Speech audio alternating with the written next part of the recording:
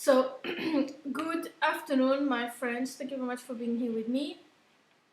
I'm keeping on reading Breaking the Cycle, the lesson 1.18 Behavioral Traits of Psychological Wood in People. How many describe you? Okay, as always, the link is down below. We can read it together. Okay, skipping the first 4 paragraphs. Psychological wounded traits checklist. This checklist summarizes 43 typical behavioral traits of psychological wounded people, grown wounded children, or GWCs.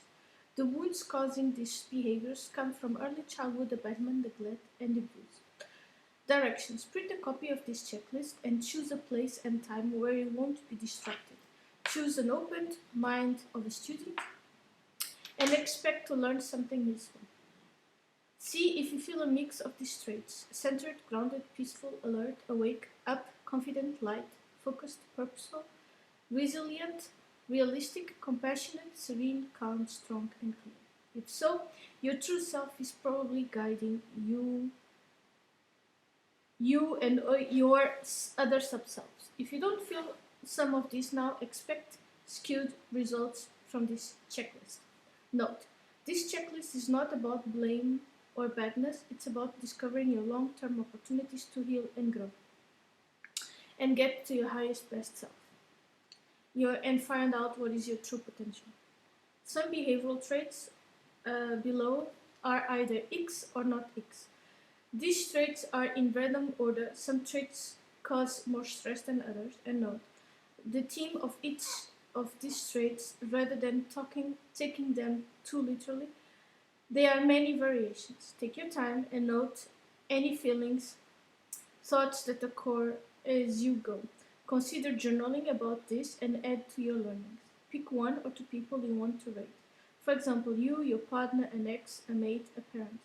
Then thoughtfully check each of the behavioral traits below that generally fits one or both of them. Me, you.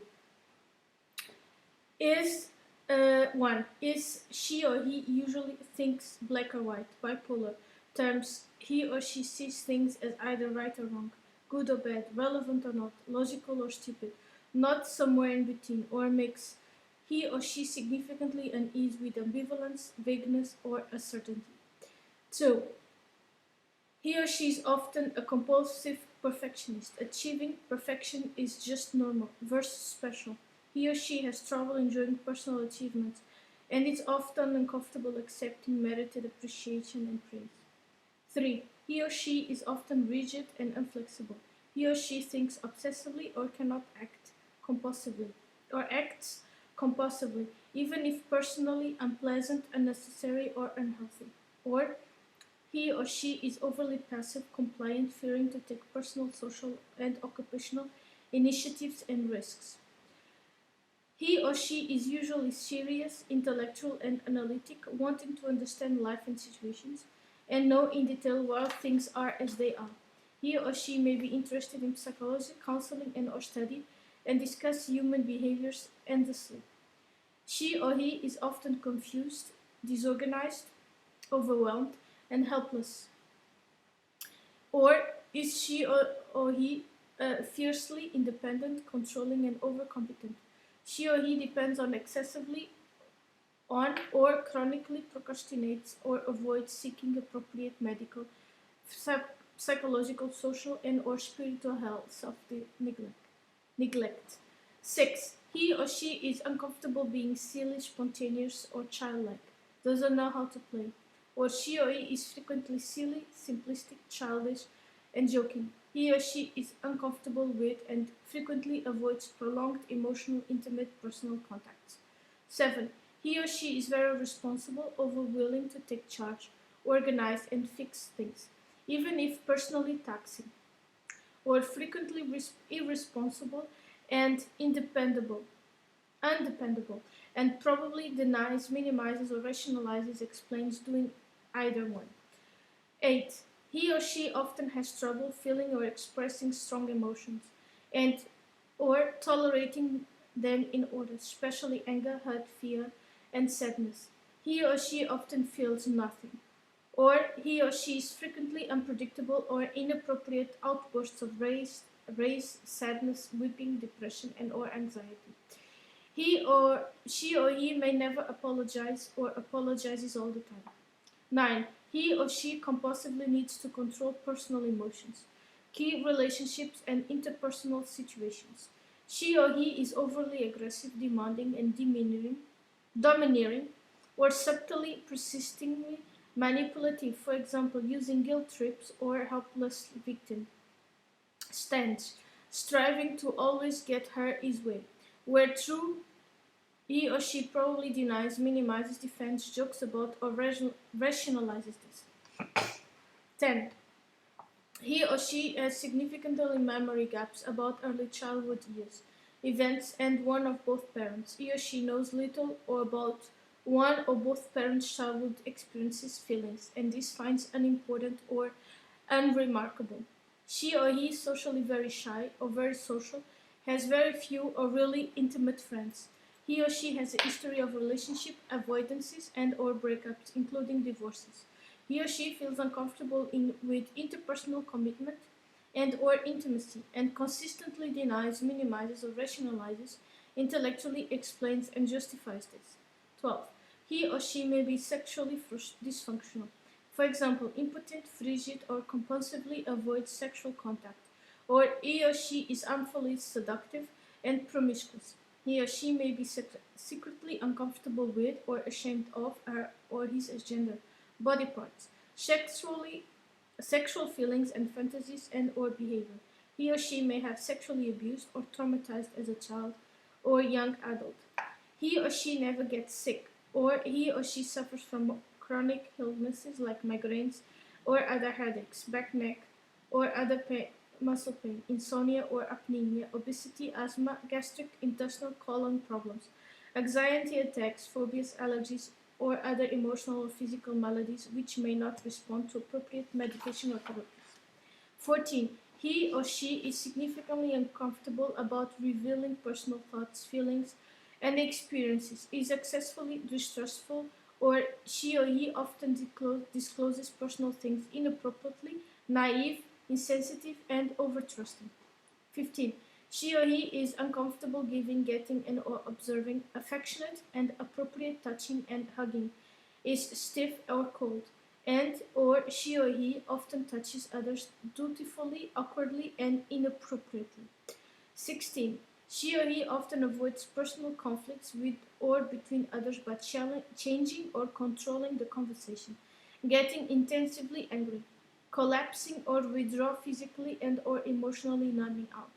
Or she or he seems to often enjoy triggering or experience conflict, for example, excitement and drama, or between others. Recall, these are common behavioral traits of psychological wounded adults and kids. 17.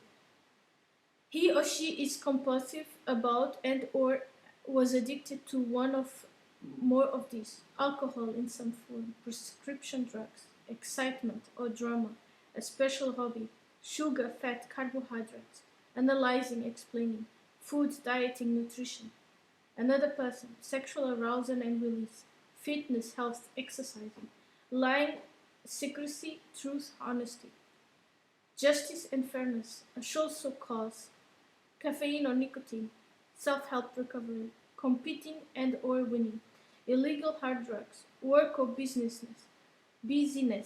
pain, death, cleaning or neatness, God, worship, church, salvation, hell, Satan, angels, demons, ghosts, money, wealth, saving, spending, gambling, material possessions, self-image and other opinions. 18. She or he has children, relatives, and or past or present partners who are compulsive about, who are or addicted one or more of these above.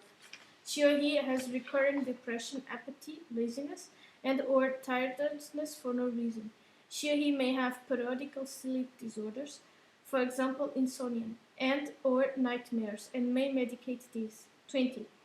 She or he repeatedly feels empty, something missing in me, or I am different than other people somehow, without knowing why. 21. She or he is significantly uncomfortable being alone, or he prefers solitude to an unusual degree and seems socially isolated or antisocial. Where's halfway done? Do you need to stretch? me, you. 22. He or she has markedly low self esteem and it's often harshly self critical and discounts her or his own talents and successes. He or she is constantly apologetic and or defensive and usually deflects or discounts merited praise. He or she often avoids making appropriate eye contact with some or most males, females, authorities, people, and reflexively uses you or we rather than I. He or she often experiences mid-rage or mind-churning ceaselessness, inner voices, thought streams, which are frequently actions or fearful, cynical and or pessimistic, critical, catastrophizing, argumentative, obsessive and or chaotic. 24. She or he is often hypervigilant and, for example, anxiously alert to the present and expected painful actions of other people. She or he tends to assume others, usually negative perceptions, beliefs, and or intentions, and react to things that hasn't happened as though they had. 25. He or she often smiles and or chuckles inappropriately when nervous, hurt, confused, scared, angry, shamed, and or worried. He or she is probably unaware of this habit, can explain it, and make joke about it to hide related guilt or and anxiety. 26. He or she often feels vaguely or clearly victimized by others or fate. Regularly avoids taking responsibility for her or his own choices and denies or stubbornly rationalizes doing so. Or she or he assumes too much responsibility and feels guilt for things he can't control. 27. She is highly sensitive to real or imagined criticism from others and unnecessarily rationalizes, explains, defends her own or his actions and values. He or she is quick to blame others and often empathizes with the other guy's situation and gives in easily. 28. He or she common fears, distrust, intents around and or argues with some authority figures. He or she feels very anxious without clear instructions, or he or she compulsively resists them and acts independently despite others' irritation or frustration. 29. He or she fears saying no and offering people or being rejected by them. She or he avoids setting appropriate limits, boundaries with others, and feels reluctant to and guilty about respectfully asserting her or his own rights, needs, values, perceptions, and opinions. 30. He or she confuses pity with love and or associates love with pain. He or she usually focuses on others' needs first and seeks to rescue or fix them, or she is over concerned with his or her own needs, is self-centered. He or she avoids intimacy, cyclically seeks them, runs from it. For example, has a history of approach avoided relationships. She or he hangs on desperately to relationships that regularly cause significant shame, guilt, hurt, resentment, sorrow, and frustration. He or she may repeatedly cycle between intense jealousy and guilt. Major personal relationship choices are often largely based on fears and criticism, being wrong, rejection, and abandonment. She or he is unaware of not being able to empathize with some all kids and adults and denies or minimizes this. 33. She or he often feels bored, restless, uneasy without current personal environment crisis, drama, chaos, and excitement. At times, he or she seems to seek and make crisis and denies jokes about or rationalizes this. 34. Typically, he or she waits and reacts to situations. He or she is often self-harmfully, impulsive, and proactive. 35. Often feels he or she often feels alone, disconnected, or lonely, even in a group. He or she rarely feels like really belonging anywhere. He often seeks comfort, pleasure, and gratification now versus later, even if self-harmful in the long run. He or she may defend, justify, or minimize this, rationalize by saying, I can't help it, and or deflect from by joking. He or she prefers to work independently, for example as a consult, craftsperson or entrepreneur, and or to work solitary setting. He or she changes job often or stays at home at the same job for years. He or she works in a human service occupation, for example nurse or doctor, teacher, counselor, coach, clinician, lawyer, clergy person, consultant, sales of service, etc. He or she rarely or compulsively initiates social activities. He or she habitually avoids or compulsively seeks being the center of social and or occupational attention. 39. He or she is frequently self-centered or grandiose, and or subtly or clearly self-abusive, self-deprecating, self-sabotaging, and self-neglectful. For example, eating poorly, overworking, avoiding exercise, never seeing a doctor or dentist except in emergencies. 40. He or she habitually withholds, shapes the truth and lies to avoid expected criticism, rejection, or hurting, displeasing others. He or she denies, minimizes, or justifies this and secretly feels guilty or ashamed about it. 41. She or he is secretly or openly critical or ashamed of her or his appearances and or body. She may be extremely modest or very immodest. He or she consistently grooms and dresses shabbily and drabbily or loudly, over formally or perfectly. She or he repeatedly chooses people with significant psychological wounds as mates, friends, and associates. 43. She or he denies or discounts having many or most of these traits to excessive explains them defensively and or minimizes their personal significance and or probably denies this denial justifies and or jokes about it. These are typical behavioral traits of people who has inherited psychological wounds and unawareness. There are other common traits. This is not a complete list. Each wounded person has a unique mix and variety of behaviors like this, depending on their life experiences, circumstances, essential inheritance, and which subselves dominate their personality. Scoring this worksheet. There is no research-based scale with which to rely interpret your score here. The more traumatic a person's childhood environment was, the more items above may be checked. But see item 43. Because none of us grew up in perfectly healthy childhoods, everyone has some of these traits. The real questions are which traits, how many, and what impacts are all the traits having on the person's life and health so far. Two common impacts are psychological and or legal divorce and never committing to a primary partner. Other common impacts are addictions, depression, anxiety attacks, mood disorders, some obesity, and chronic health problems. If your results suggest that you or whomever you rated aren't significantly wounded, I encourage you to fill out this assessment profile to make sure. The false selves that control wounded people protectively minimize or deny distorted reality. Every adult and child can be subjectively placed somewhere on the line between slightly wounded and extremely wounded. Generally, the more checks X's above, the higher the odds that that person you are rating has significant psychological wounds and disabled true self. The greater the wounds, the greater the chances of chronic trouble, maintaining personal health, satisfying work situations, and lasting healthy relationships. As a rough guide, if you check more than 15 of these items, I suggest you or the person you rate and invest time in online self-study. Lesson 1. It's free and contains no ads. Many psychological wounded people survived major early childhood trauma, abandonment, neglect, or abuse. For some perspective, view of this brief YouTube video on the common symptoms of post-traumatic stress disorder (PTSD). Learn something about yourself with this anonymous one-question poll. Status check. See where you stand now on assessment on false self-psychological wounds. T for true, F for false, and question mark, I'm not sure. It depends on what. I accept that normal personalities are composed of talented subselves like members of an orchestra or sports team. True. If I don't, read this letter and try this safe, interesting exercise. I can explain the concept of true self and a false self to an average teenager now.